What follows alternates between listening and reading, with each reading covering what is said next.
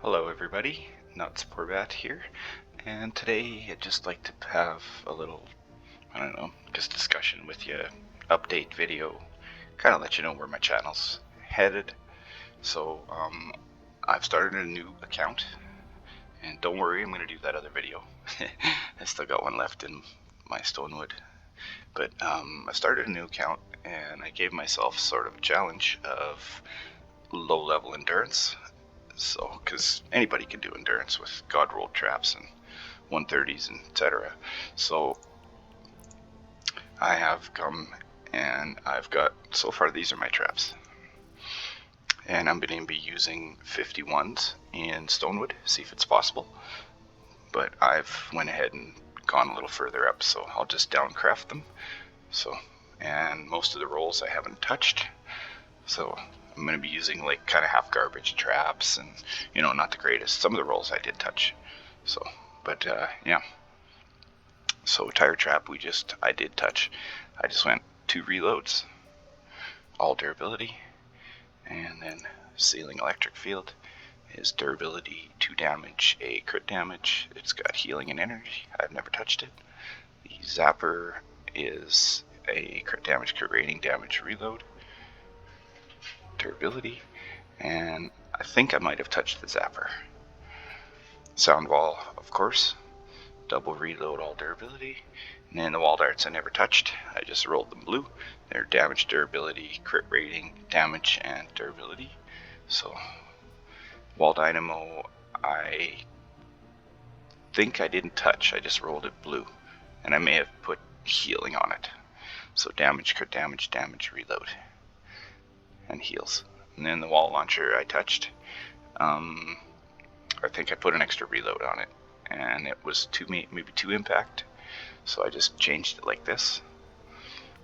And these, well, I'm probably not going to use them. I might.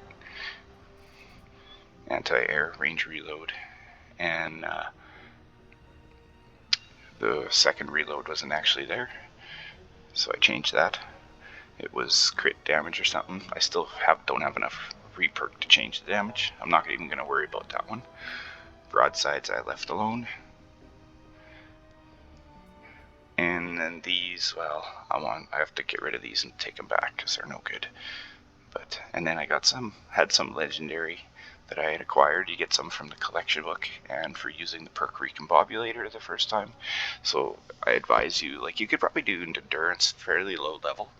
Like, I was just into Plankerton, and I went through all my Stonewood ones, and I just pretty much spam traps and whatever I could do to get it done. So, and then once I got into the endurance, then I started updating and getting better slowly, and so. And then these ones I haven't touched. These are my older traps here. And then my gas trap. I don't think I touched it. No, I haven't touched it yet. And then a freeze trap, of course. And I may have put another durability on it instead of the reload. Where is it here? Yeah, or, well, maybe I didn't.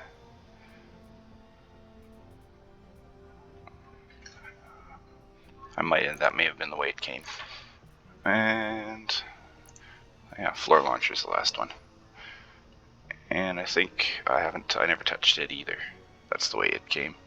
There might have been one more impact. No, actually, no. I think this is the way it came. So, but that's all my traps. And then a single reload sound wall I made. This was my old wall launcher. I actually still use it. And the wall lights I had changed. And then, of course, our blue wooden floor spikes. And that's it. I got some scraps here that I haven't touched yet. So, and then I advise, I guess, for like weapons and stuff, I just have a few. I started pretty much with the Stampede, and is it here?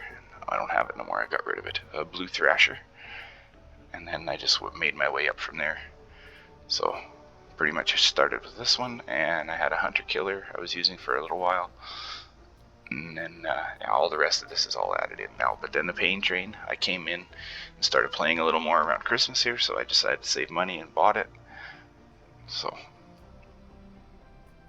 but yeah, those are pretty much my 2 main weapons here. just got this one here now, so I'm going to start playing with it. And then of course this I got out of Sci-Fi Llama and stuff. So, but I don't have much, I don't invest much in weapons, just a few, that's it. Everything goes in my traps always. So, what else? We'll have a look at my survivor squads here too. Yes, we know. So basically survivor squads is, I went trap durability again, and you get all your tickets and stuff, and out of the llamas, you know, etc, etc. So yes, we know, you don't have to tell me. Just keep these always and pair them in right away. And the colors and stuff don't really matter, eh? Like, I've got a green guy in here, and then the blue one, just level them all up. But just make sure you kind of pay more attention to your tech squads always, because tech's the ones that does trap, ability, and gadget damage, and healing, so 1% per point. So I always focused on having a very good tech squad like this. I think this was my first one here, and I tried to make it the best, all matching and everything, so you get the most amount of tech here.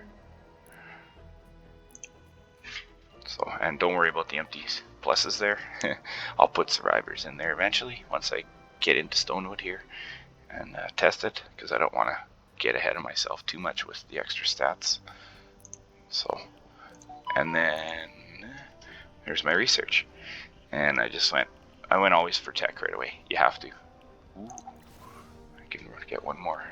So I went I think I went 10 or 20 on the tech, and then I went over to offense for 10, and then 10 more to 30 here, and then I went into the fortitude for 20 and 10, something like that is the order I went. But I went, make sure you go a little heavier on the tech all the time. So once my offense hits 30, I'm going to start into the tech again. So, and just for heroes, so I might as well look. I always made sure I have him. He's very important. And a ninja of some kind and a outlander. And that's basically my two main heroes actually, is him, and then some others that I've gotten over time. So, but we're going to load in here. And I have a update, I guess, very important trap information regarding drop traps. So it just has to do with orientation, with the way you place them. We're ready to expand again. Yes. When you're ready to start the fight, select Expand Shield from the Storm Shield console. That's another tip too. You can go through your menu and stuff like that. You can't really modify a lot of stuff, but when you're loading in, say, into your Storm Shield, and if you let the timer go while you're, I don't know, just like I was just doing, chatting away or looking at stuff, if you want to look at your schematics and just check stuff out, make sure everything's all right, whatever you want to do in your menu. Anyways, you can, I think you can level up schematics and stuff and survivors and heroes, but then it loads in way faster. If I would have hit launch the moment the yellow turned on the button, it would have took way longer to launch. But if you let it sit there and do its own thing and load you in normally, it is a lot faster. So as for our Stonewood map here, we should do that so we don't get the glitch. And then my AFK spot's up there, over to soccer field. So, and we're gonna go over here.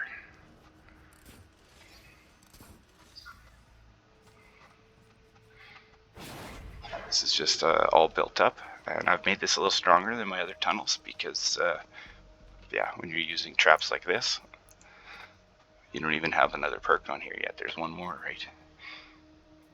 The reload's the last one, but here I got a Dexter Dura. So, yeah, it's going to be fun.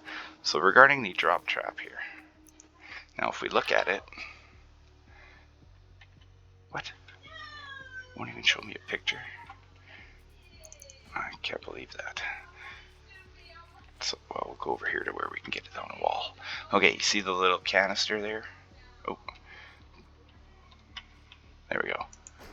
So that blue can, or red, the canister there. That canister is kind of like a guideline you use. So when this trap triggers, and that's in a bad spot. That actually, sorry, I thought I put it here. That one's actually we'll leave it that way. But so when this trap triggers, it's going to hit the husks down here that are coming this way, right, or going this way. They'll probably be like walking like here. And now what that trap will do is when it staggers the husks, you'll see them bounce, knocks them to the ground, and they bounce, and they'll go this way. And that always happens. It's always, they're directional. So make sure when you place these things that the way you place them here. Let me find a ceiling. I'll go in here where they're lower. So you always place it so that you want to push the husks towards your backwards, or whatever, towards your back, behind you, I guess you could say. So if you were to put this one this way, this one would stagger the husks into here. And then if you were to put one right here like this, you could possibly knock them and then get them to phase through the wall. And then all of a sudden they'd be on this side. Of course, not this wall, but because there's natural terrain here, but you never know, that still could happen. So basically, your drop traps, and these are actually going in the tunnel here. So I'm going to place one there to stagger them this way onto this tile. And then one that way with it pointing that way, so we stagger them this way.